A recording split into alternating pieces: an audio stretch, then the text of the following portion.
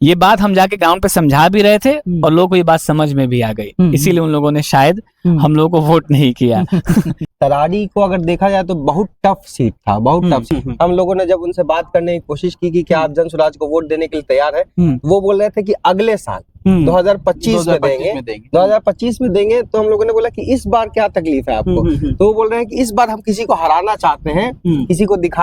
इस हार में भी लोगों के हालत खराब हो गए हैं, हालत खराब के हार, जी हाँ, इस हार से भी लोगों के हालत खराब हो गया। जो भी विपक्षियां कुछ ना कुछ तो काउंटर रहता ही है। जैसे मुस्लिम लोगों के बीच में चल जाएंगे तो वो बोलेंगे अरे जन स्वराज प्रशांत किशोर तो बीजेपी के लिए बी टीम है। तो अब शुरू में जब हम लोग गांव में गए तो लोगों को ये लगता था कि हम लोग पैसे लेके वहां पे काम करने आए हैं। उनको लगता था कि पढ़ा लिखा लड़का है, गांव में घूम रहा है, इतना मजबूरी में रह रहा है, जरूर इसको 50,000 1 लाख रुपया मिल रहा होगा। सही तो ये बात पे पर्सनली अगर हम अपनी बात करें, बहुत दुख होता था बहुत लोगों से। इस इमामगंज में क्या वर्कआउट हुआ जन स्वराज के लिए, क्या नया बोले लोग कन्विंस हुआ इसके? देखिए मेनली जो इसमें जो काम कुछ सुनील पांडे का फॉलोअर भी थे जो एकदम मतलब हम लोग कट्टर फॉलोअर थे, जहाँ हम लोग चाय पीने जाते थे तो वो बोलते थे कि भैया इस बार तो नहीं, लेकिन अगली बार आप हमको इनवाइट कीजिए, हम आपके लिए काम करेंगे। सही लोगों को चुनने का प्रयास यात्रा का पहला उद्देश्य था, वो वहाँ नहीं हुई थी। तो आप सबसे पहले आप अगर ध्यान देंगे तो वही मिसिंग है जो इसके कोर में है। वो और हार का एक और कारण था, वहां पर क्या है, एक रात पहले ही वोट से ज्यादा नोट बांटे गए वहाँ, नोट बांटे गए। हाँ, आप सुनोगे रात को कि 2 करोड़ 3 करोड़ पता नहीं कितने कितने करोड़ है ना वोट बांटे गए, सॉरी नोट बांटे गए वोट के लिए। तो नमस्कार, मेरा नाम प्रवीण है, आप देख रहे हैं प्रवीण जन स्वराजी यूट्यूब चैनल। इस यूट्यूब चैनल के माध्यम से जो जन स्वराज में धरातल पे जो हो रहे हैं उसको दिखाने को और जन स्वराज के हर पहलू को समझाने का कोशिश हम लोग करते हैं। इसी के क्रम में जो 4 गो चुनाव जो हुआ था, बाईपोल इलेक्शन जो हुआ था बिहार में, उसका नतीजा तो हमारे पास है ये है, पर क्या हम लोग इससे सीखे थे? बाईपोल चुनाव में लड़कर जन स्वराज में क्या सीखे थे? अभी जन स्वराज का कार्यकर्ता कह लीजिए या वॉलंटियर कह लीजिए हमारे साथ है, ये धरातल पर गए हुए हैं और धरातल पे ये लोग काम किया था। इसके आधार पर इन्होंने कुछ फीडबैक भी प्रशांत किशोर को दिए थे, प्रशांत किशोर के तरफ से भी ये लोग को कुछ इनपुट आया था। इस सब के बारे में जानने का प्रयास करेंगे। अभी हम पहले शुरुआत करेंगे तरारी से। तरारी में शमशुल भाई गए हुए हैं। शमशुल भाई जन स्वराज टीवी उर्दू भी चलाते हैं, इनसे जानने का प्रयास करेंगे तरारी में अनुभव क्या था, तरारी में क्या मतलब मुख्य समस्या उसको देखने को मिला, इतना समस्या होने के बाद भी तरारी में लोग क्यों वोट नहीं दे पाए जन स्वराज को, इसके बारे में समझने का कोशिश करते हैं। शमशुल भाई बताइए, तरारी में तो आप तो थे पहले से ही, आपका अनुभव क्या रहा, मतलब क्या होना चाहिए, क्या हुआ, इसके बारे में एक बार चर्चा कीजिए। बहुत बहुत शुक्रिया प्रवीण भाई इनवाइट करने के लिए। तरारी में हम लोग गए थे, तो तरारी में जब हम लोग इलेक्शन जब था तो हम लोगों ने डिसाइड किया था यहाँ से हम लोग चुनाव लड़ेंगे ही। लेकिन तरारी को अगर देखा जाए तो बहुत टफ सीट था, बहुत टफ सीट था। सीपीआई एमएल वहां पे मजबूती से लड़ती है और सुनील पांडे जो है जिनके बेटा अभी जीते हैं, वो भी मतलब मजबूत स्थिति में थे। पिछली बार भी उन्होंने 63,000 वोट पाया था। वहां पे जो है वो, जैसे हम लोगों ने सबसे पहले वहां पे जाके समझने की कोशिश की कि यहाँ पे मुद्दा क्या है, लोग किस बात पे वोट देने के लिए तैयार है। तो कुछ लोग सुनील पांडे के जो समर्थक थे वो चाहते थे कि माले को एकदम हराना है कैसे भी करके, क्योंकि वो देख रहे थे कि पिछले 9 साल से 10 साल से सीपीआई एमएल के अपने कैंडिडेट थे, उन्होंने कोई काम नहीं किया, तब भी इसके बावजूद भी वहां की जनता ने उनको विधायक से सांसद बना दिया। तो सुनील पांडे के लोग तो चाहते थे कि माले को हटाना। अब माले वाले लोग भी ये बात एडमिट कर रहे हैं कि वहाँ के जो विधायक थे उन्होंने काम नहीं किया ज्यादा, लेकिन तब भी वो उनको जिताना इसलिए चाहते थे कि वो वैसे लोग थे जो चाहते थे कि हमको बीजेपी को हराना है, मतलब नहीं है कि कौन जीत रहा हार रहा है, उससे कोई ज्यादा मतलब नहीं है। हाँ। इस बीच में हम लोगों को जन स्वराज लोगों को समझाना था और अपना घर घर नया जो अपना चुनाव चिन्ह मिला स्कूल का बस्ता वो भी पहुंचाना था। तो हम लोगों ने वहाँ पे कैंप लगाया था अलग अलग प्रखंड में, वहाँ पे जाके लोगों को जन स्वराज की बात बताई समझाई, तो लोग बहुत खुश थे, काफी खुश थे। इसलिए भी खुश थे कि उनके पास अब कोई मजबूरी नहीं है, अब वो किसी चीज से बंधे नहीं है कि उसको हराना है इसलिए वोट दिया जाए। वो इसलिए खुश थे कि उनके पास एक नया विकल्प मिला है जन स्वराज की तरह, कि जन स्वराज को भी वोट दिया जा सकता है। लेकिन तब भी हमारा जो एक्सपेक्टेशन था कि जितना वोट आना चाहिए था उतना नहीं आ पाया। सही बात है, हाँ। साफ साफ बात है, इसमें कोई छुपाने वाली बात नहीं। जितना हम लोगों ने एक्सपेक्ट किया था उतना नहीं आ पाया। अच्छा, वैसे इसमें एक्सपेक्ट किए हैं, कितना एक्सपेक्ट किए आप लोग? एक्सपेक्ट किए थे कि मतलब 20,000 प्लस तो आना चाहिए, जैसे कि मतलब नई नई पार्टी है और 10 दिन पहले आपको चुनाव चिन्ह मिला, तो अगर पुरानी पार्टी रहती तो हम लोग एकदम जीतने के लिए एकदम पूरा एकदम तैयार थे, लेकिन नई नई पार्टी भी है और हम वहाँ पे सिचुएशन को भी समझ रहे हैं, तो भी मेरा अपना पर्सनल आकलन बताए तो लास्ट दिन तक हम लोग को लग रहा था कि चलो जीतने का चांसेस तो कम लग रहा है, लेकिन बहुत लोग कन्विंस्ड हुए हैं, लेकिन फिर भी लोगों ने वोट नहीं दिया। तो वहाँ पे जैसे फॉरवर्ड बैकवर्ड का एक तो लड़ाई है, मुसलमान जो है वो बैकवर्ड के साथ जाते हैं, माले को समर्थन देते हैं। हम लोगों ने जब उनसे बात करने की कोशिश की कि क्या आप जन स्वराज को वोट देने के लिए तैयार है, वो बोल रहे थे कि अगले साल 2025 में देंगे, 2025 में देंगे। तो हम लोगों ने बोला कि इस बार क्या तकलीफ है आपको, तो वो बोल रहे हैं कि इस बार हम किसी को हराना चाहते हैं, किसी को दिखाना चाहते हैं कि आपने काम नहीं किया इसलिए। और वो उनका ये भी कहना था कि मतलब कि 9 महीने में तो अभी जन स्वराज, जैसे हम लोग बोल रहे थे कि जन स्वराज आएगा 5 चीज हो जाएगा, तो वो 5 चीज तो आप उसमें से कोई एक भी नहीं कर पाएंगे। तो 9 महीने जन स्वराज को जिताना नहीं जिताना बहुत ज्यादा मेरे लिए फर्क नहीं पड़ेगा। अभी मेरे लिए ये मुद्दा है कि हम उनको हरा के दिखाए जिन्होंने हमारे लिए काम नहीं किया। मतलब उनका अपना एक बदला टाइप का हो गया था कि इनको तो हराना ही हराना है। आप लोग पहली बार एक महिला कैंडिडेट को वहां से उतारे थे, उसका क्या परिणाम? उससे पहले भी हम लोगों ने एसके सिंह जी को भी हम लोगों ने वहां से सबसे पहले कैंडिडेट घोषित किया था, जो वाइस चीफ है, इंडियन आर्मी के वाइस चीफ थे, वहां से रिटायर किए थे।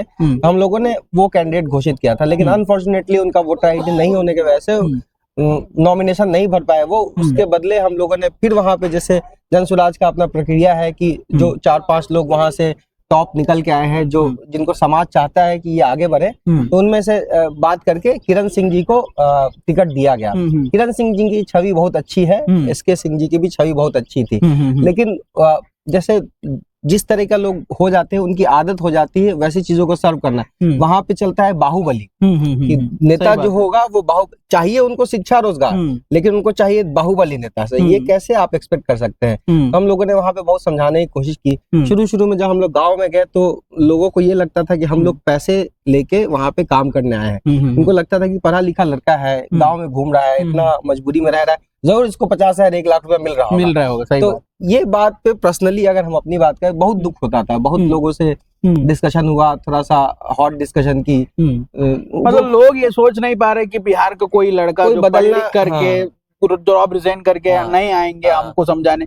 ये लोग तो मान लिए, यही बात आप कहना चाहते हैं। सही बात है। लोगों को ये लग रहा है कि मतलब बिहार में बदलाव हो नहीं सकता, क्योंकि उन्होंने कभी देखा नहीं है। वो हमेशा नेता को ये देखते हैं कि वादा करता है चला जाता है, वादा करता है चला जाता है। तो जैसे कि पदयात्रा भी वहाँ नहीं हुई है, संगठन भी नहीं बना है, यूथ क्लब भी बहुत वहाँ पे एक्टिव नहीं है, नहीं बना है।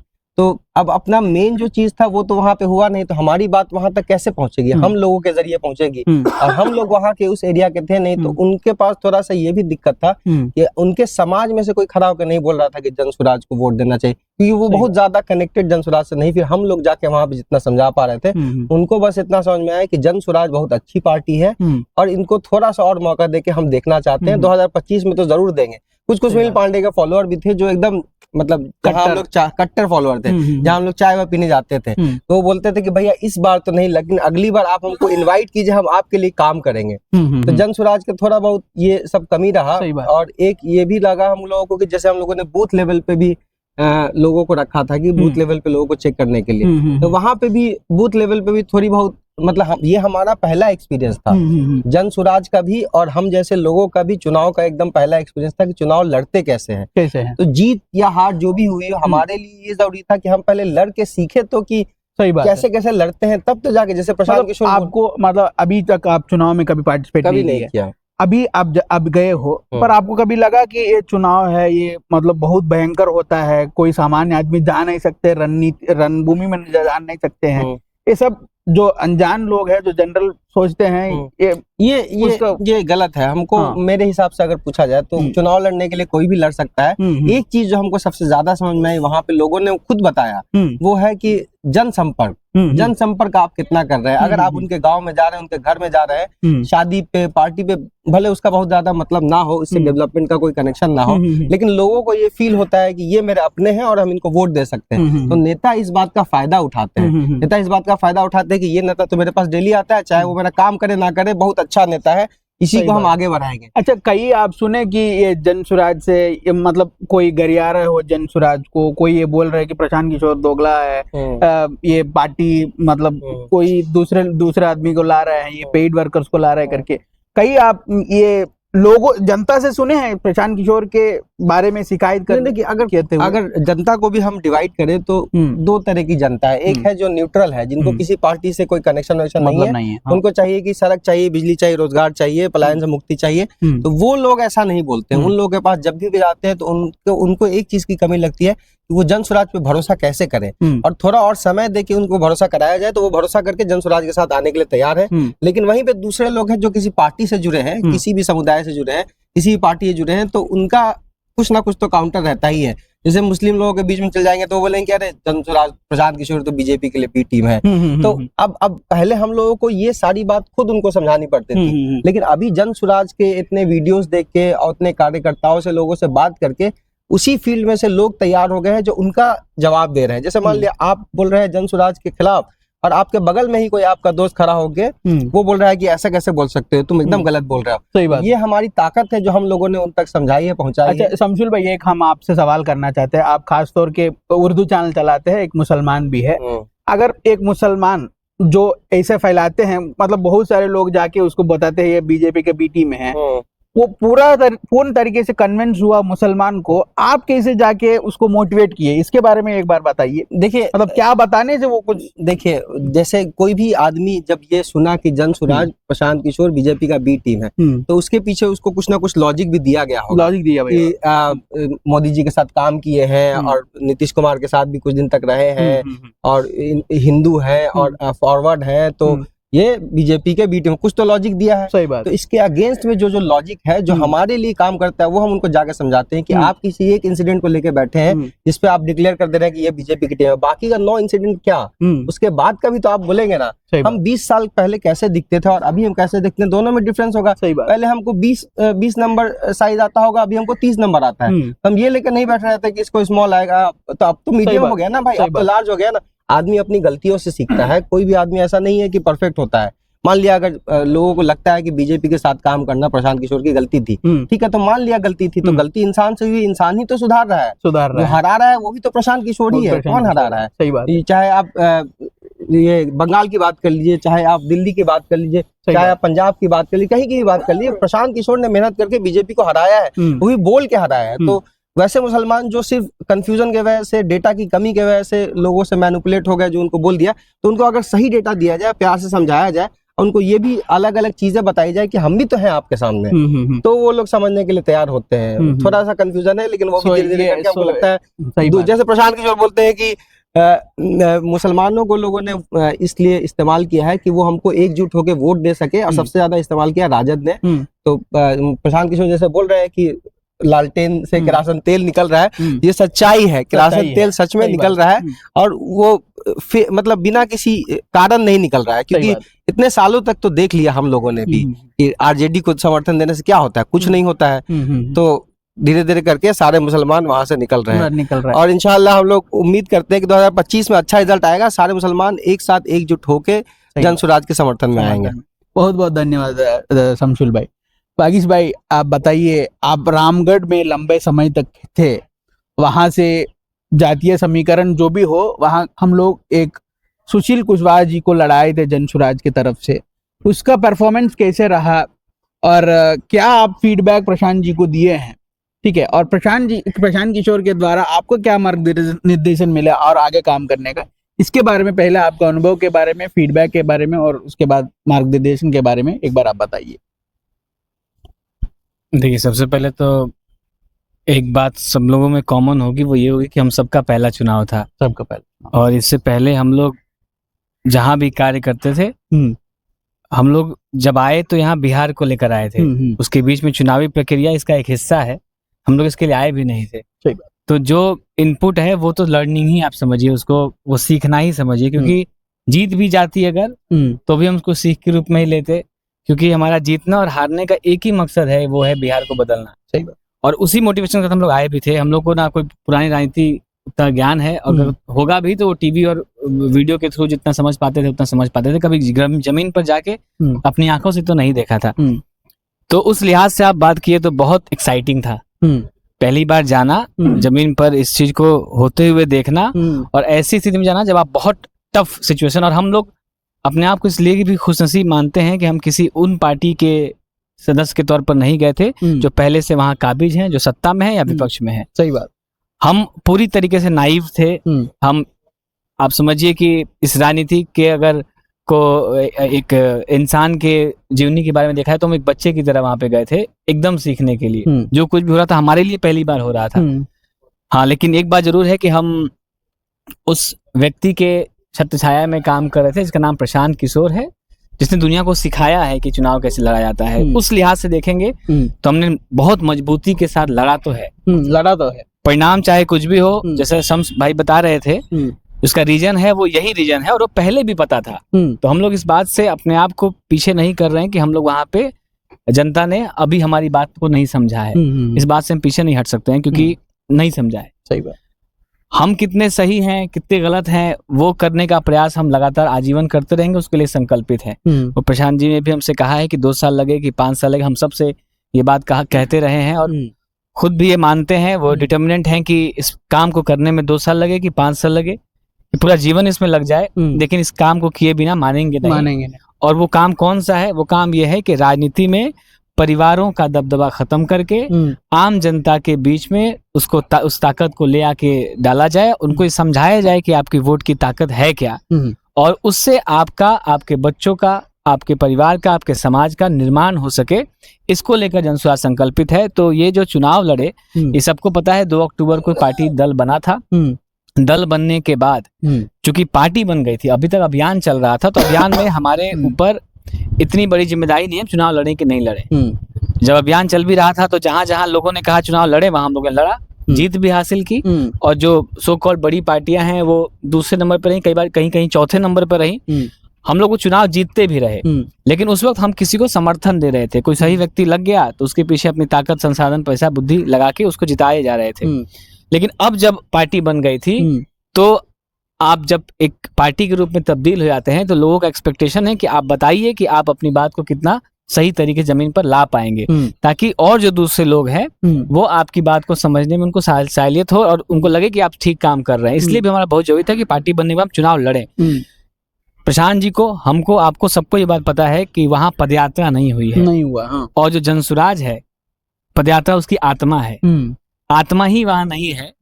तो आप समझिए कि हम लोग बस एक तरह से प्रयास कर रहे हैं, सीखने के लिए वहां पहुंचे हैं। सही बात। क्योंकि पदयात्रा होती है तो उसमें क्या होता है, पदयात्रा के अपने 3 उद्देश्य हैं। सबसे पहला उद्देश्य है समाज से सही लोगों को चुनकर लाना, उनको एक लोकतांत्रिक मंच प्रदान करना, और उसके सहारे आगे की रणनीति को तय करना। यानी कि समाज का हर वर्ग संस्थापक सदस्य के रूप में आकर जुड़े, और उसमें से कोई सही व्यक्ति चुनावी यात्रा पर जाए, और उसको पूरा समाज, चूंकि समाज ने ही उसको चुना है, अपने बीच से निकाला है, पूरा समाज उसके साथ खड़ा हो, और उसको किसी भी तरीके की बाहरी संसाधन की जरूरत ना पड़े। वो लोगों से ही संसाधन जुटाए, लोगों के बीच में ही जाकर वोट मांगे, लोगों के लिए ही काम करे, और उसका सारा विजन जो है लोगों के लिए हो। तो वो सही लोगों को चुनने का प्रयास पदयात्रा का पहला उद्देश्य था, वो वहां नहीं हुई थी। तो आप सबसे पहले आप अगर ध्यान देंगे तो वही मिसिंग है जो इसके कोर में है, वो समाज से सही लोग। दूसरा जो पदयात्रा का उद्देश्य था वो ये था कि समाज में जमीनी स्तर पर जाके उनकी समस्याओं को समझना, और जो 10 मूलभूत समस्याएं हैं, शिक्षा, सड़क, अस्पताल, मतलब इन जो 10 जो विभिन्न क्षेत्र जो हम सबको पता है, उन सब बातों के बारे में एक प्लानिंग करना।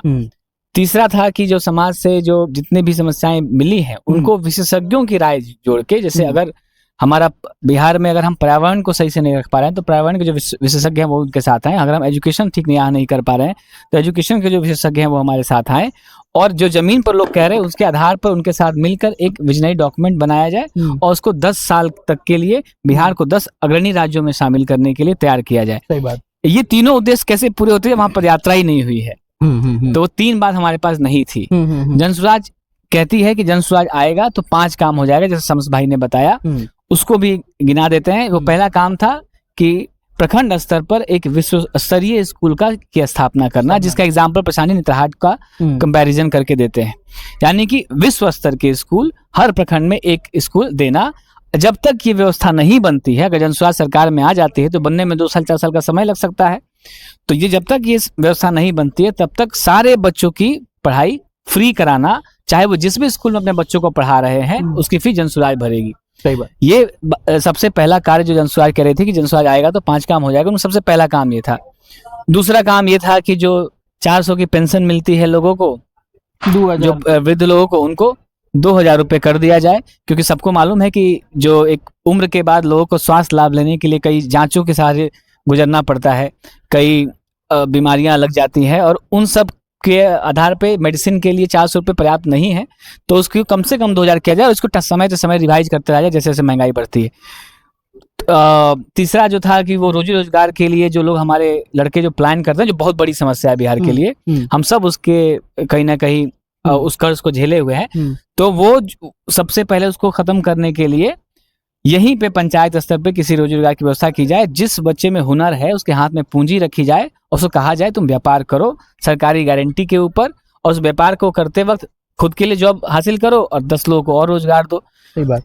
फिर एक आता है कि किसानों की जो खेती है, वो खेती अब बिहार में किसान कर नहीं पा रहा है। ये सबको मालूम है कि सब लोग बटैया दे देते हैं, ये बहुत आम बात है, कॉमन बात है। वो इसलिए क्योंकि वो खुद खेती नहीं कर पा रहे हैं, खेती नहीं कर पा रहे हैं, उस मजदूर बहुत महंगे हैं, मजदूर यहाँ मिलते नहीं है। तो प्रशांत जी ने जो बात कही कि जब भी आपकी खेती हो बिहार के अंदर, चूंकि पानी बहुत है यहाँ पे, यहाँ की जमीन भी उर्वरक है, तो ऐसे में अगर हम खेती को भी इसमें ला के जोड़ें तो लोगों को अपनी गरीबी से बाहर निकलने में एक बड़ा रास्ता दिखाई देगा। उसके लिए क्या करना होगा कि खाने वाली खेती को कमाने वाली खेती में बदलना होगा, और जो मजदूर अभी आपको महंगे मिल रहे हैं और आपका पूंजी जो है, आपका जो अनाज जो है उसका दाम आपको मार्केट में नहीं मिल पाने की वजह से आप उतना एफर्ट नहीं कर पा रहे हैं कि मजदूरों को आप एक सर्टेन अमाउंट पे करें, तो वो मजदूर जनसुराज आपको पे करेगी। आप मजदूरी कराइए, जनसुराज उसका पेमेंट करेगी। यानी अब आपके मजदूर जब आप फ्री हो गए तब आपको खेती किसानी करने में बहुत आसानी रहेगी। और ये जो मजदूर है ये कैसे इनकी कमाई होगी, तो इनको मनरेगा से जोड़ के इनको चैनलाइज किया जाएगा। आपको मालूम है कि मनरेगा में बहुत बड़ा भ्रष्टाचार है, लोगों को मजदूरी नहीं मिलने की वजह से लोग आज भी पंजाब हरियाणा की तरफ जा रहे हैं, जबकि मनरेगा के आने के बाद तो किसी को कहीं नहीं जाना चाहिए था, इतना काम होना चाहिए था। 30 दिन में 30 दिन उनके पास काम भी नहीं है, और काम नहीं होने के बाद उनका जो पैसा उनको मिलता है उसको भी करप्शन की भेंट चढ़ जाता है। जो अधिकारी होते हैं वो उससे डेली वेज के ऊपर भी कुछ कमीशन ले लेते हैं। तो इसको भी चैनलाइज किया जाए और मनरेगा के थ्रू इसमें मजदूर दिए जाए, ये जनसुराज का संकल्प है। और एक और महिलाओं के लिए एक संकल्प है कि जो उनको सालाना जो ब्याज दिया जाता है, जिसपे लोन दिया जाता है, वो उसका प्रतिशत जो है 4% कर दिया गया है। यानी कि मतलब एक बहुत ही कम ब्याज पे आपको लोन मिल जाए, ताकि आप अपनी जीविका के लिए कोई ना कोई बड़ व्यापार, छोटे मोटे व्यापार आप कर पाए। ये 5 काम थे। अब ये देखिए, आप जिस चुनाव की बात कर रहे थे, यही बात करके हम खत्म करेंगे कि ये 5 बातें तब करेंगे हम जब जनसुराज की सरकार बनेगी। ये बात हम जाके गांव पे समझा भी रहे थे और लोगों को ये बात समझ में भी आ गई, इसीलिए उन लोगों ने शायद हम लोगों को वोट नहीं किया। मतलब ऑन लाइटर नोट हम ये बात कह रहे थे, लेकिन सीरियसनेस इसमें ये है कि जब भी हम लोग ग्राउंड पे गए तो हम सब लोगों ने कहा कि आप बात अच्छी कर रहे हैं। सब, ऐसा कोई भी नहीं मिला होगा जो हमारे प्रचार को देखते हुए लोगों ने ये नहीं कहा होगा कि आप बात गलत बोल रहे हैं, आप काम अच्छा नहीं कर रहे हैं। एक और सवाल है कि बहुत कुछ लोग बोल रहे हैं कि आप गलत फैसला ले लिए, या 4 चुनाव तो आपको लड़ना नहीं चाहिए। अब देखिए अभी मतलब ये नीचा हो गया, ये हो गया, वो हो गया, तो कोई नहीं करके बोल रहे हैं। मतलब इस पे आप क्या देखते हो? मतलब आप सही किए हो या गलत किए हो? चुनाव में लड़ने का जो आपने ये लिया था, फैसला लिया था, वो सही था या गलत था? देखिए, चुनाव में यह फैसला, शम्स ने आपको शुरू में ही बताया, ये फैसला कौन ले रहा है जनसुराज में? जनसुराज में फैसला कौन ले रहा है? कार्यकर्ता ही, वही लोग ले रहे हैं ना। कार्यकर्ता जनसुराज में है ही नहीं, वही लोग ले रहे हैं जो इसके संस्थापक सदस्य हैं, जिन्होंने इसको बनाया है, वही फैसला लेंगे ना। आपने जो घर बनाया है, वो घर में का एक व्यक्ति अगर बनाया होता तो वो घर का निर्णय लेता कि मैं घर में ये पेंट कराऊंगा, सही बात, ये ऐसी टाइल्स लगेगी, ऐसी लाइट लगेगी घर के अंदर। अगर घर को बनाने वालों में सबका हाथ लगा हुआ है, एक एक ईंटा सबने जोड़ा है, तो सब मिलकर फैसला करेंगे ना कि ये घर कैसा होगा। सही बात है। जब सब मिलकर फैसला करेंगे तो जब फैसला गलत हो जाता है तो उसकी जिम्मेदारी सबको लेनी होगी, और अगर फैसला सही हो जाता है तो उसका भी अनुभूति सबको करना होगा।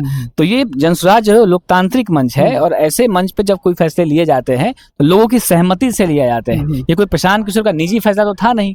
आपको ही मालूम है वो 2 अक्टूबर को जब दल बना था वहीं से इस बात का ऐलान कर दी गई थी। उससे पहले कई मीटिंग्स हो गई थी और लोगों ने कहा था कि हमको चुनाव लड़ना चाहिए क्योंकि हम पार्टी बन के जा रहे हैं, हमको देखना चाहिए। वो अलग बात है कि हमारी किस्मत में ऐसा था कि जहां से पदयात्रा नहीं गई है चुनाव वहीं हो गए। चारों अगर जैसे कि 4 चुनाव थे, 4 सीटों पे चुनाव थे, अगर 2 चुनाव उन जगहों पे होते जहां पे हमारा संगठन पहले से तैयार है, जहां हमारे पास यूथ क्लब्स हैं, जहां पे हमारे लोग अब एक्टिव हैं, काम कर रहे हैं, जहां पे हमारा मीडिया एक्टिव है, काम कर रहा है, हमारा जो सारा जो ताकत है उस तरफ लगा हुआ है जहां से यात्रा हो चुकी है। अगर 2 चुनाव वहां भी हो जाते तो हम इसको बराबर तरीके से देख पाते और सीख पाते इस बारे में और लोगों को बता पाते कि पदयात्रा की क्या ताकत है, जो हम लोगों ने सीखा है और जो हासिल किया है, वो क्या विश्वास है जो हासिल किया है।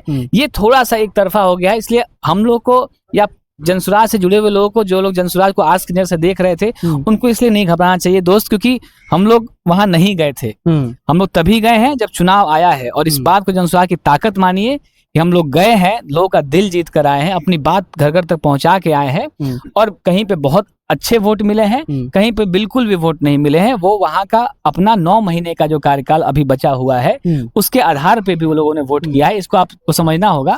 लेकिन अगर आप ये कहें कि जो लोग कह रहे हैं कि निजी फैसला मतलब चुनावी लड़ने का फैसला सही था या नहीं था, हमारे हिसाब से अगर सबने मिलकर ये फैसला लिया है तो एकदम सही था, क्योंकि जो लोकतंत्र है उसमें अगर समाज मिल के फैसला लेने लग जाता है, यही तो ताकत हम बनाने के लिए आए थे। और जो सही हो गलत हो, क्योंकि हम यहाँ पे जल्दी करने आए ही नहीं। हम ऐसा नहीं है कि तुरंत चुनाव जीत के तुरंत झंडा फहरा के एकदम जनसुराज जिंदाबाद जिंदाबाद कर दे। हम यहाँ पे जिस नारे के साथ शुरुआत की थी हम लोगों ने, आज भी उसी पर टिके हुए हैं। जो नारा था जय बिहार, जय जय बिहार का, बिहार जीतना चाहिए। इसमें कितना साल लगे समझाने में, हम विफल रहे समझाने में, इसको एक्सेप्ट करते हैं और अच्छे से समझाएंगे और गहराई समझाएंगे और अगली बार जीत कर आएंगे। भाई एक और सवाल उठ रहा है कि आप प्रशांत किशोर के तरफ से आपका क्या मार्गदर्शन आया, अभी आगे का रणनीति क्या होगा आपका जनसुराज में, आप मतलब जो संस्थापक सदस्य उसके क्या होगा और आगे के चुनाव में हम लोग को कैसे मार्गदर्शन हम लोग को मिला है प्रशांत किशोर के बारे में, ये एक बार आप बताइए। जैसा रिजल्ट से तय है कि प्रशांत जी ने यही कहा कि अगर हम लोग जितना अभी तक प्रयास किए हैं, अगर हम लोग को लग रहा है कि हमने बहुत प्रयास किया है, तो इस बात को एक बार के लिए साइड रख के थोड़ी सी प्रयास में और मेहनत करने की जरूरत है और जमीन बजाने की जरूरत है। अगर हम 6 घंटे सो रहे हैं इस वक्त, तो हमको इसको कट करके 3 घंटे पर ले आना चाहिए। हमको और जी तोड़ मेहनत करनी चाहिए, क्योंकि आप देखिए अगर जनसुराज हारती है तो जिस तरीके से मेहनत की गई, जिस तरीके से पसीना बहाया गया, बिहार हार जाएगा। इसी बात जनसुराज की नहीं है, उन लोगों के आस की भी है, जो लोग इस आज से देख रहे हैं कि जनसुराज आएगा तो ये 5 काम हो जाएगा, बिहार 10 अग्रणी राज्यों में शामिल हो जाएगा, हमारा जय जयकार होगा, हमारा पुराना गौरव फिर से लौट कर आएगा, हम कहीं पलायन करके नहीं जाएंगे, हम ईद दिवाली दशहरा में अपने घर वालों के साथ बिताएंगे। तो ये जो सपना है ना, ये बिहार का सपना है, बिहार ने कई सालों से देखा है और हम वही बात कह रहे हैं। बस ये समझिए कि हम उस तरफ चुनाव लड़के लोगों को एकदम से इसको व्हाइट वॉश नहीं करना चाहिए, क्योंकि हम जहाँ पे गए हैं वहां पे हम नहीं थे, हम एकदम से गए हैं और वहां पे जाके अपनी बात पहुंचाए हैं। तो प्रधान जी का ये कहना था कि वहां पे हम दोबारा पहुंचेंगे ही, हम तरारी भी पहुंचेंगे, हम बेलागंज भी पहुंचेंगे, इमामगंज भी पहुंचेंगे और हम उन जगहों पे भी पहुंचेंगे जहां अभी तक नहीं पहुंचे हैं। ये चुनाव तो कहीं भी हो सकता था ना, ये तो हम लोग कोई हाथ में था नहीं, तो हम जो हाथ में था वो हम लोगों ने किया है। तो उनका ये कहना था कि और मेहनत करने की जरूरत है। आपको ये पता है कि प्रशांत किशोर की जो सबसे बड़ी ताकत है वो है ईमानदारी से मेहनत करना। अब बाकी सब चीजें उन्होंने क्या किया है जीवन में, क्या नहीं किया है, वो तो सबको पता है, उसी के आधार पर हम जानते हैं, उसी के आधार पर उनसे जुड़ के यहाँ पे वो विश्वास के साथ यहाँ पे आए हैं। लेकिन जो सबसे बड़ी बात उनकी है कि अगर परिस्थिति कितनी भी कठिन हो जाए, वो आदमी हार नहीं मानता है, तो अभी भी नहीं माना है। और हम लोग को भी यही कहा है कि आपको मान लीजिए, हम तो वैसे भी नहीं मान रहे थे, लेकिन चूंकि एक परिवार है जनसुराज, उनके साथ हमेशा रहा है, हम लोग रहे हैं, उनसे बहुत सीखने को मिला है। तो जब वही आदमी खड़ा है जिसका जीवन पूरा दाव पे लगा हुआ है, तो हमारा तो बनता ही है, तो हम लोग भी उसी ताकत के साथ खड़े हैं। सही बात है। आपको बहुत बहुत धन्यवाद भैया। 1 मिनट विशाल जी को देने के पहले आपको बहुत बहुत धन्यवाद, क्योंकि आप अच्छे से रामगढ़ में क्या हुआ, क्या आपको सीख मिले थे और प्रशांत किशोर की तरफ से क्या मार्गदर्शन है, इसके बारे में अच्छे से सबको पुट किया था। अगले विधानसभा हम जाएंगे इमामगंज में हमको मतलब ज्यादा वोट जहां से आए तो बोले तो वो इमामगंज से ही आया था, लगभग हमको 30,000 प्लस वोट आया था इमामगंज में।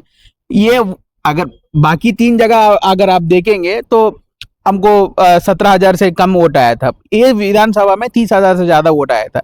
इसका क्या कारण है और इसमें क्या वर्कआउट हुआ जन स्वराज के लिए, ये इन सब के बारे में पूछने के लिए विशाल जी हमारा पास है। विशाल जी ग्राउंड पर ही काम किया था, अपना चैनल भी चलाए थे और लोगों को पब्लिक रिएक्शन भी ले रहा था।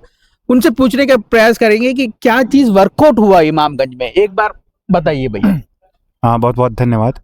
और जहां तक की बात है, बहुत सारे पॉइंट्स को सैम जी ने और राकेश जी ने बता दिया है और ये पॉइंट्स हर जगह पे ही हैं, हर जगह पे। और देखिए, नो डाउट मैं अलग नहीं कर सकता, वोट्स चाहे जितने भी अंतर से हार होती है, तो हम यहाँ भी हारे हैं इमामगंज में। लेकिन मेरा यकीन मानिए, ये हार से ये इस हार में भी लोगों के हालत खराब हो गए हैं। हालत खराब की हार, जी हाँ, इस हार से भी लोगों के हालत खराब हो गया। जो भी विपक्षी पार्टियां हैं, मतलब पार्टियां जो भी हैं, सबके हालत खराब है इस हार से। आप ये सोच कर देखिए ना कि आपके राज्य के सीएम को ग्राउंड में आना पड़ रहा है, सही बात है, केंद्रीय मंत्री को ग्राउंड में आना पड़ रहा है ना, ग्राउंड में रहना पड़ रहा है।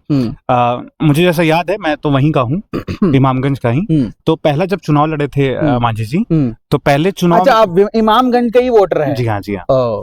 तो पहला जब चुनाव लड़े थे मांझी जी, तो मांझी जी पहले चुनाव में अपने, जब अभी जो इससे पहले वाले में जीत कर आए थे 15 में, तो 15 में वो आई थिंक एक दिन बस इमामगंज में आए थे, बस एक दिन प्रचार करने के लिए। वहां जनता ने उन्हें जिता दिया, जैसे भी कारण जो भी रहा हो।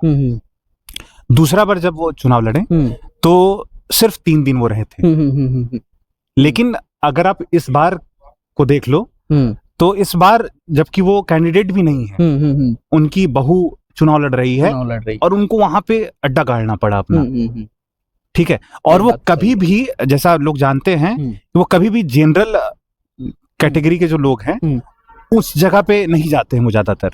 उनका काम हमेशा नीचे, मतलब SC ST OBC इस जगह जाकर, उनका नॉर्मली SC ST में जाकर काम हो जाता है। अपना जनता को खुशी करने से हो जाता है, क्षेत्र का जनता को पूरा उसका जनता बस वहां तक जाते हैं वो, लेकिन जाति का राजनीति। लेकिन इस बार ऐसा हो गया कि उनको हर जगह जाना पड़ा, गली गली घूमना पड़ रहा है, तब जाकर। ये बात बताइए, ये बात तो सही है, आप जो बोल रहे हैं कि उसको हटका दिए हम, उसको ये डराया करके, ये बात सही है। पर ये बात पर बोलिए कि जन स्वराज चारों जगह लड़े हैं, हम यही बात प्रश्न पर आ रहे हैं कि इस इमामगंज में क्या वर्कआउट हुआ जन स्वराज के लिए, क्या आप नया बोले, लोग कन्विंस हुआ इसके? देखिए, मेनली जो इसमें जो काम किया है, मुझे जो लगता है, इसमें बहुत लोकल लोग जो थे वो जन स्वराज के साथ लगे हुए थे। लोकल के जो वहाँ नेता रहे, वो जाकर बहुत ऐसे लोग थे जिनका वर्चस्व है अपने क्षेत्रों में, वो जन स्वराज के साथ थे और काम कर। देखा जाए तो हमें 37,103 वोट आए हैं और मेरा यकीन मानिए, माहौल ऐसा था कि हम जीतने वाले थे, हम जीत रहे थे। सही बात है। क्योंकि हर जगह आप जहां जा रहे हैं, मैं तो लोगों से मिल रहा था, तो जन स्वराज हो रहा था बस। और जैसा मुझे सुनने के लिए आया कि लास्ट वोट के 1-2 दिन पहले एनडीए की तरफ से लोगों को कॉल किया जा रहा था, कॉल करके कहा जा रहा था कि आप मतलब आप जन स्वराज को वोट दे रहे हैं, तो अगर आप वोट देते हैं तो ठीक है, अच्छी बात है, लेकिन कहीं ऐसा ना हो इस चक्कर में आरजेडी जीत जाए। तो आरजेडी का डर दिखा के लोगों को वापस से, भाई आप कढ़ाई, उनसे आप नाराज हैं, वो काम नहीं किए, सब है, सब लोग जान रहे हैं, सारे लोग मांझी जी से नाराज थे, लेकिन फिर भी उनको क्यों वोट दे दिए? सही बात है, कारण है ना। तो कारण ये था कि डर से आरजेडी कहीं ना जीत जाए, वो विश्वास नहीं था। लेकिन यकीन मानिए, इस चुनाव के बाद, वो 37,103 वोट के बाद, ये जो विश्वास है जन स्वराज के ऊपर, ये जनता का आ गया कि भाई ये है, ये हरा सकती है अब किसी को भी। सही बात है, सही बात। ये लोगों के बीच में आ गया है। तो अभी इस बार जो भी रहा हो, लेकिन इस 37,103 वोट के जरिए हम अगली बार वहां चुनाव लड़ेंगे और जीतेंगे। और बस वहां नहीं जीत रहे हैं, हम और भी जहां विधानसभा में चुनाव लड़ेंगे, इस वोट के जरिए, इस विश्वास के जरिए हम वहां पे जीतेंगे। और हार का एक और कारण था, वहां पर क्या है, एक रात पहले ही वोट से ज्यादा नोट बांटे गए वहां, नोट बांटे गए। हाँ, आप सुनोगे रात को कि 2 करोड़ 3 करोड़ पता नहीं कितने कितने करोड़ है ना, वोट बांटे गए हैं, सॉरी नोट बांटे गए वोट के लिए। तो ये कारण वो भी था, क्योंकि एक तबका अभी भी है बिहार में जो सिर्फ पैसों पे ही वोट करती है। ठीक है, सही बात है, उस पर जाना नहीं चाहिए, पर ये सच्चाई है, सच्चाई है ये, है ना। तो कोई वो नहीं है। बाकी देखिए, ये पॉजिटिव है हमारे लिए कि अगर ये हार हुई है हमारी, तो मेरा ये मानना है पर्सनली लाइफ में कि आप जीत से नहीं सीखते हो, हार से बहुत कुछ सीखते हो। तो अभी हमारे लिए समय है, ये 1 साल जो समय है, ये एनालाइज कर रहे हैं हम कि किस कारण से। एक बात तो है, देखिए चारों जगह हम देखेंगे, चारों जगह में यही एक सीट है जो आरक्षित सीट है। इसी सीट में हमको ज्यादा वोट आया था। ज्यादातर अशिक्षित जो सीट है यही इमामगंज है, मतलब बेलागंज, अगर तरारी। अशिक्षित कहने को है, सबसे ज्यादा शिक्षित सीट आप इसी को कहोगे। हाँ, आप वोट तो देखो, नहीं आप समझने की कोशिश करो। मैं आप समझ गए, मैं समझने की कोशिश करो आप कि ये अशिक्षित वो, लेकिन अशिक्षित आप बोल रहे हो सीट अनारक्षित है, लेकिन यहाँ पे सबसे ज्यादा पढ़े लिखे लोग हैं, तभी तो जनसुराज को चुन रहे थे। वो समझ पा रहे थे मोटिव जनसुराज का, क्या करना चाह रही है जनसुराज हमारे लिए, वहां की जनता समझ रही है। अच्छा, ये जितेंद्र पासवान जी के बारे में लोग खूब चर्चा कर रहे हैं, इमामगंज क्षेत्र में हम भी थे। ये चर्चा का कारण क्या है, मतलब क्यों लोग जितेंद्र पासवान के बारे में चर्चा कर रहे हैं वहाँ? देखिए, पहले नंबर जितेंद्र पासवान जो है वो गांव में पहले से बहुत समय से वो अपने क्षेत्र में डॉक्टर का काम करते आए हैं, शिशु विशेषज्ञ के रूप में वहां जो भी बच्चों की, और वो प्रचलित नाम है। और कोरोना के भी समय में उन्होंने बहुत जनता के लिए काम किया है, जब सारे डॉक्टर्स दरवाजा बंद करके मतलब घर में सो रहे थे, तो इस समय वो कोरोना की लड़ाई में ये जनता के साथ थे। सही बात है ना? तो अभी भी आप जैसे मैं घूम रहा था तो हर कोई बस कह रहा था कि अगर आप जाओगे तो, अरे कोरोना के समय में हमें मदद किया था, हमारा बच्चा जब एकदम लास्ट स्टेज में था तो उस समय मदद किया था, पैसों से मदद किया, फ्री में इलाज कर दिया, पैसा नहीं लिया। ये आम बात है, अब जितेंद्र पासवान के बारे में आपको सुनने को मिलेगा। तो ये पॉजिटिव भी था वहां की जनता के लिए, वो रूबरू थे वहां की जनता उनको जान रही थी, और एक पॉजिटिव उनका एक इम्पैक्ट था जनता के बीच में, जिसका फायदा भी जनसुराज को हुआ है। सही बात बोलना चाहते हैं। हाँ, लास्ट में आप कुछ बोलना चाहते हैं भैया? नहीं, मतलब बेलागंज की जहाँ तक बात है, वहाँ जैसे अपना विशाल भाई बता रहे थे कि जैसे इमामगंज में जीतते हुए लग रहे थे, तो वहाँ तो खैर करीब भी पहुँच गए थे लोग, 10,000 के आसपास से पीछे रहे थे हम लोग। बेलागंज में ज़्यादा पिछड़ गए थे, लेकिन बेलागंज में भी वही स्थिति कि हम जीतते हुए दिख रहे थे। वो बात सही है कि चुनाव होने के बाद हम बैठ के एनालिसिस करते हैं कई बार कि क्या गलतियाँ हुई, ताकि सीख के हम अगली बार जाएँ। लेकिन हमको नहीं लगता है कि हमारे नैरेटिव में कोई चेंज होगा, क्योंकि हम लोगों ने पहले भी कहा है कि सड़क बने या ना बने, नालियां बने या ना बने, हम पहले बच्चों की स्थिति सुधारना चाहते हैं। क्यों सुधारना चाहते हैं? क्योंकि नाली गली और जो बिल्डिंग्स है, ये उनका अधिकार है, वो तो आता ही है बजट, उस पर तो कार्य हो ही रहा है। तो भ्रष्टाचार की भेंट चढ़ने की वजह से वो काम नहीं हो पा रहा है। पर जो शिक्षा का विजन ही गायब है, शिक्षा वहाँ मिल ही रही है, ऐसा नहीं है कि अस्पताल में इलाज नहीं हो रहा, वो विजन ही गायब है। वो आपको स्वास्थ्य लाभ लेने के लिए बाहर ही जाना पड़ेगा। आप सोच के देखिए, इस यही राज्य है जहाँ पे 15 साल तक लालू प्रसाद यादव की सरकार रही और उनके अपने इलाज के लिए उनको सिंगापुर जाना पड़ता है। तो आप समझिए कि अगर हमारे आपके हाथ में, जनसुराज के हाथ में कल होके ये व्यवस्था आती है, आपको लगता है कि 10 साल के बाद उसको कहीं इलाज के लिए खुद को लेके जाना पड़ेगा? हम तो ऐसी व्यवस्था बनाने की कोशिश करेंगे कि दुनिया भर के लोग यहाँ पे आके अपनी इलाज करवा पाए, अगर इतने लंबे वक्त तक रहें। और दूसरी एक और बात, जो अभी प्रशांत जी ने 2 दिन पहले एक जूम मीटिंग में जो प्रवासी भारतीयों के साथ थी, उसमें एक बात कही है और लोगों को समझना चाहिए। और एक और उसमें कमेंट कर दें, अभी 1-2 दिन पहले एक लीडर है पूर्णिया के, पप्पू यादव, उन्होंने एक बात कही, एक लाइन कही कि प्रशांत जी ने क्या किया है, क्योंकि वो उनके जो फोटो वीडियो वायरल होते हैं, वो बाढ़ में लोगों को पैसा बांटते हुए, गुड़ बांटते हुए, चिवड़ा बांटते हुए, मतलब ये काम जो सरकार आराम से कर देती है, वो हम अपने तरफ से सोचते हैं अपने आप को बड़ा होशियार और चले जाते हैं ग्राउंड पे उस काम को करने के लिए। नीयत अच्छी है कि आप किसी का भला करने जा रहे हैं, लेकिन ये कोई इलाज नहीं है, क्योंकि आपके 1 साल गुड़ बांटने से वहां बाढ़ नहीं खत्म हुई है। 5 लाशें फिर गिरेंगी वहां पे, 5 मौतें और होंगी, कई लोग बेघर होंगे, अगले साल फिर होंगे, और हर साल होते हैं। ये कोई तरीका नहीं है काम करने का। यही बात जनसुराज समझा रही है, और यही जनसुराज समझा रही है कि पप्पू यादव टाइप के लीडर नहीं बनाना है बिहार में। बिहार में लीडर बनाना है जो जमीन में दर्द समझे और उसका परमानेंट सॉल्यूशन की तरफ उसको लेके जाए, उसको बीच में खुश ना करे। क्योंकि वैसे लोग क्या कर रहे हैं, ये वही कर रहे हैं कि हम किसी को चुनाव से पहले पैसा देकर उसका वोट खरीद रहे हैं। हो सकता है अगर मैं कितने भी देश के बारे में बात कर लूँ, कितने भी दुनिया के बारे में, पॉलिसी के बारे में बात कर लूँ, लेकिन अगर मेरे घर में शाम का खाना नहीं है और कोई ला के 2,000 रुपये देता है, तो हो सकता है कि उस समय मैं देश की चिंता किए बिना अपने उस लड़के की चिंता करूं जो रात में भूखा सोने वाला है, और उस वक्त मैं जाके वोट दबा दूं। आगे क्या होगा नहीं होगा उसका पता नहीं है।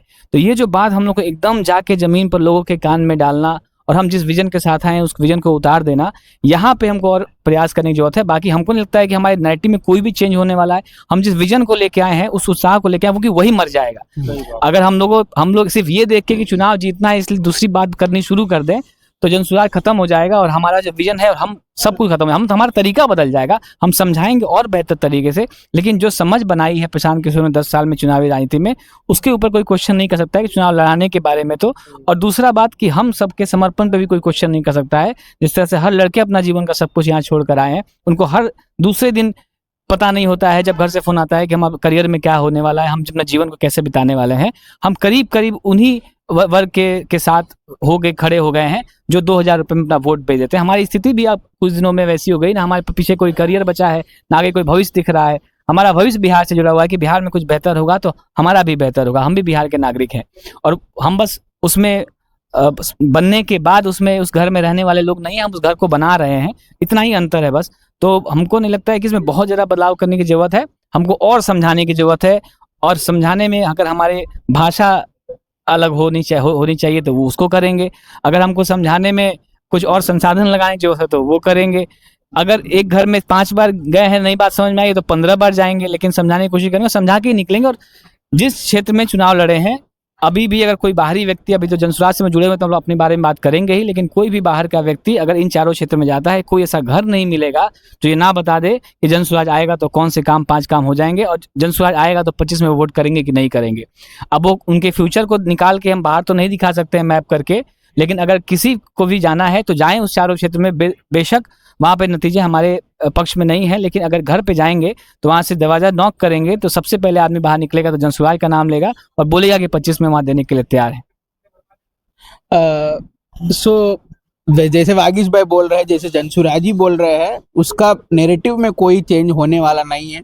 जनसुराजी इस चुनाव के पहले भी उसी नैरेटिव से के साथ काम करता था, उसी जज्बे के साथ काम करता था और आगे भी करते रहेंगे। चुनाव का परिणाम जो भी हो, हम लोग इसी पर टिके रहेंगे और बिहार को आगे बनाने में और ये व्यवस्था को, नया व्यवस्था को, जो अभी 50-30 साल से जमे हुए काई को, इसको बदलने के लिए हम लोग कोशिश करते रहेंगे और आपके साथ जुड़े रहेंगे। मैं प्रवीण जनसुराजी साइन ऑफ करता हूं।